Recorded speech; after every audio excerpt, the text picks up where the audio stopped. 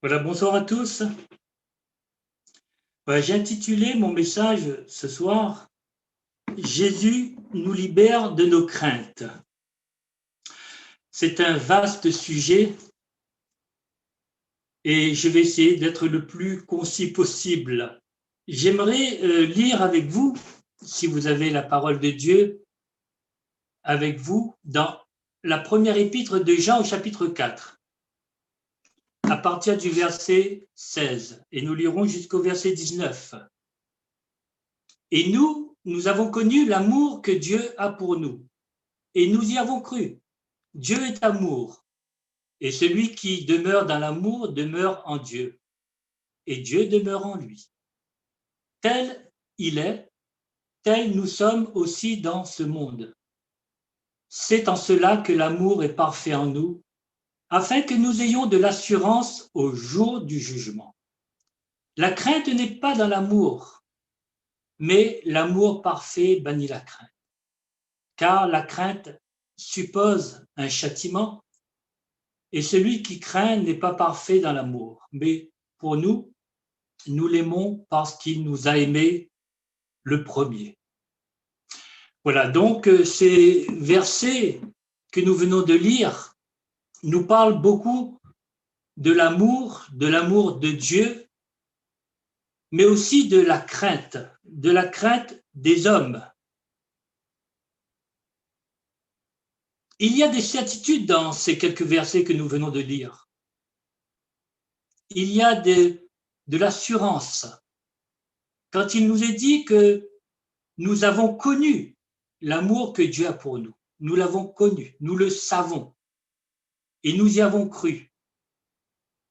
Et cet amour que Dieu a donné pour nous, c'est l'amour que Jésus a manifesté sur la croix à Golgotha quand il est mort pour nos péchés.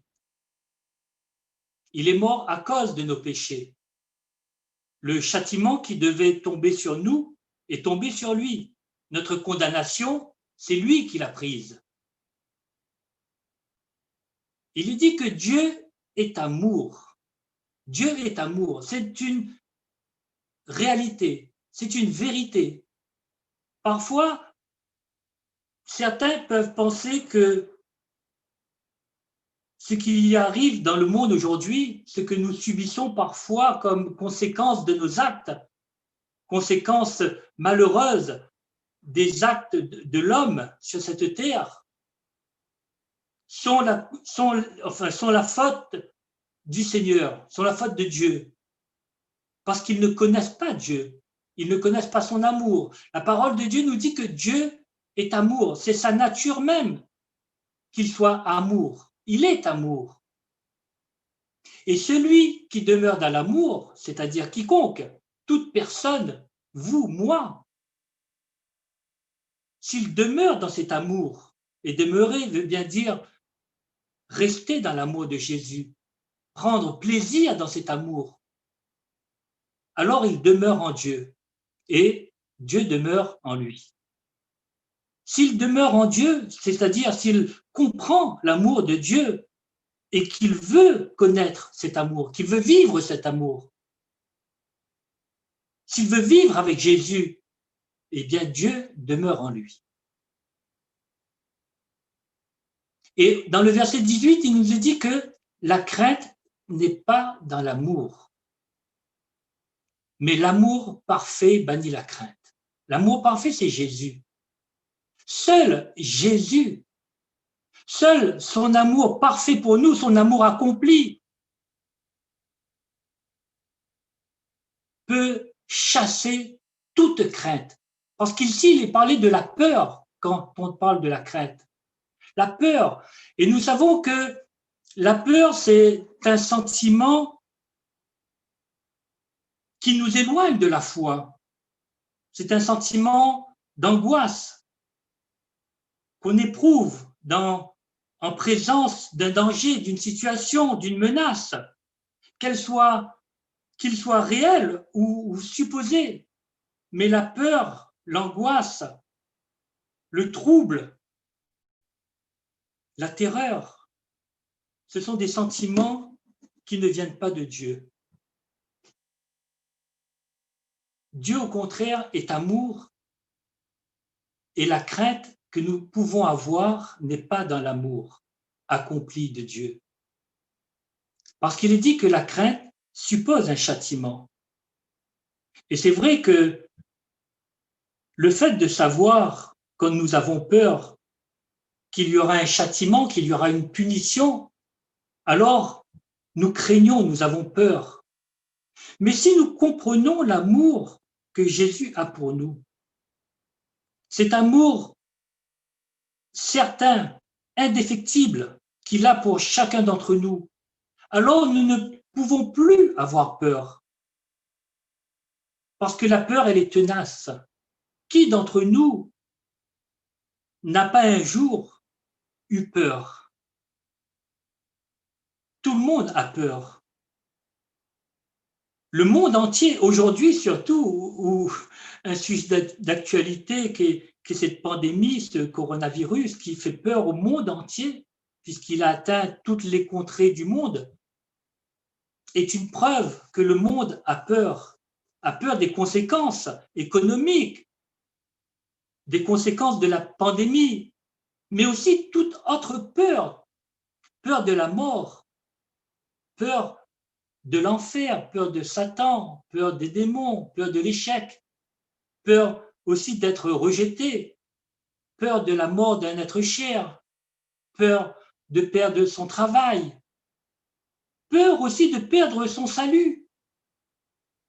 Il y a toutes sortes de peurs qui, parfois, sont là dans notre vie, dans notre cœur, que nous maîtrisons plus ou moins, que nous contrôlons plus ou moins, bien ou mal. Mais Jésus ici nous demande de ne pas avoir peur si nous croyons, si nous comprenons, si nous vivons l'amour qu'il a pour nous. Il est dit que la crainte n'est pas dans l'amour, mais l'amour parfait en Jésus-Christ. L'amour de Dieu, elle chasse toute crainte. Elle nous libère de toute crainte. Nombreux sont ceux parmi nous qui souffrent énormément dans leurs pensées et qui sont accablés par la crainte des hommes aussi, la crainte de l'avenir, la crainte d'un changement éventuel dans leur vie. Et en général, la peur vient lorsque nous rencontrons une difficulté, une grande difficulté, une tempête dans notre vie. Vous connaissez certainement l'histoire des disciples lorsqu'ils prirent la barque, alors que Jésus leur avait demandé justement de traverser le lac de Galilée. Et Jésus leur avait demandé de passer à l'autre bord. Et nous savons que à ce moment-là, il y a eu une terrible tempête qui s'est abattue sur eux. Il est dit que les flots débordaient de leur barque et que les vagues passaient au-dessus de la barque et qui la remplissaient. Et nous pouvons comprendre cette situation terrifiante pour les disciples. Pourtant, c'était des professionnels de la pêche. Ils savaient comment amener un bateau malgré une tempête difficile. Mais là, elle était terrible, cette tempête. Et ils avaient peur. Ils avaient la crainte. Au point qu'ils sont allés réveiller Jésus, parce que Jésus dormait à la poupe, en disant, mais Seigneur, ne t'inquiètes-tu pas de ce que nous allons périr? Ils avaient peur. Et quelque part, on peut comprendre la peur qu'ils avaient, parce qu'ils pensaient qu'ils allaient mourir. Et pourtant, Jésus, dans sa réponse, leur a dit dans Matthieu chapitre 8, verset 26, « Pourquoi avez-vous peur? Pourquoi avez-vous peur, gens de peu de foi ?» Alors Jésus se leva, il menaça les vents et la mer, et il y eut un grand calme. Jésus ici leur a reproché leur manque de foi, leur incrédulité. Et je crois que ce qui fait défaut, même pour les chrétiens aujourd'hui, même pour nous, c'est que quand nous avons peur d'une situation difficile, d'une situation compliquée, c'est parce que quelque part, nous manquons de foi. Il faut le dire, parce que c'est une réalité. Si Jésus avait quelque part dit à ses disciples qu'ils étaient incrédules, ils manquaient de foi, si Jésus leur a fait ce reproche, c'est parce que c'était une réalité.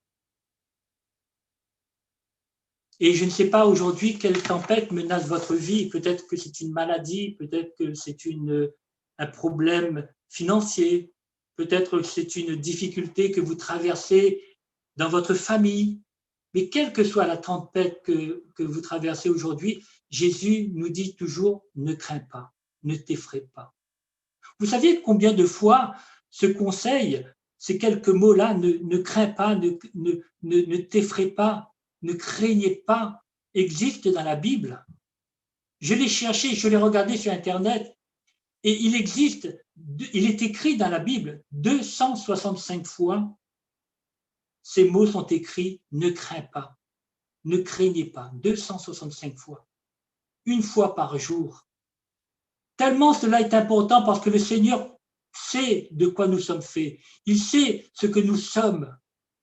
Il sait que malgré tout, malgré que nous croyons en lui, malgré que nous l'aimons, il sait que nous avons parfois peur, que nous paniquons parfois et que nous ne venons pas tout de suite à lui pour lui demander sa grâce et son secours. Ne crains pas, nous dit Jésus. Alors, si tu traverses une tempête aujourd'hui, j'ai juste une chose à te dire.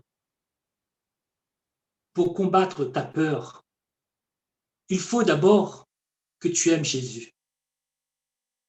Deuxièmement, il faut que tu aimes encore plus Jésus. Et troisièmement, il faut que tu aimes toujours plus Jésus. C'est la réponse pour combattre notre peur. Parce que quand on aime Jésus, on aime Dieu, le Père, on aime le Saint-Esprit, on fait confiance à Jésus. On sait que Jésus est pour nous. Et si Jésus est pour nous, qui sera contre nous? Que peut me faire des hommes, comme me dit ce psaume 118 au verset 6? L'Éternel est pour moi, je ne crains rien. Que peut me faire les hommes? L'Éternel est mon secours et je me réjouis à la vue de mes ennemis. Oui, aimer Jésus. Parce que aimer Jésus, c'est décider de lui faire confiance. C'est passer du temps avec lui, passer du temps avec sa parole, la méditer, puisque dans sa parole, il nous a laissé des promesses véritables du Seigneur Jésus lui-même. Aimer Jésus, c'est aussi vivre une vie d'obéissance à sa parole. Oui, une vie d'obéissance. Parce que l'obéissance vaut mieux que les sacrifices. Et je crois que si l'Éternel est pour nous, comme nous dit aussi ce psaume 112, versets 7 et 8, alors je ne crains point les mauvaises nouvelles. Mon cœur reste ferme, confiant en l'Éternel. Mon cœur est affermi, il n'a point de crainte, jusqu'à ce qu'il mette son plaisir à regarder ses adversaires. Vous voyez, ces quelques paroles nous encouragent à mettre notre confiance en Jésus, à l'aimer, à le chercher davantage, à comprendre l'amour qu'il a manifesté sur la croix pour nous. Et ces peurs que nous pouvons avoir, qui peuvent nous faire paniquer, qui peuvent nous faire trembler, qui peuvent nous éloigner de Dieu, nous éloigner de la foi, eh bien, si nous plaçons notre confiance dans la parole de Dieu, dans l'amour de Dieu manifesté en Jésus-Christ, alors nous serons remplis de confiance. Oui, comme nous dit ce psaume 27, verset 1er, l'Éternel, Dieu est ma lumière et il est mon salut. De qui aurais-je crainte? L'Éternel est le soutien de ma vie. De qui aurais-je peur? Puisque l'Éternel, Dieu, Jésus-Christ est le soutien de ma vie, puisqu'il me connaît personnellement, de qui aurais-je peur? Que peut me faire les hommes?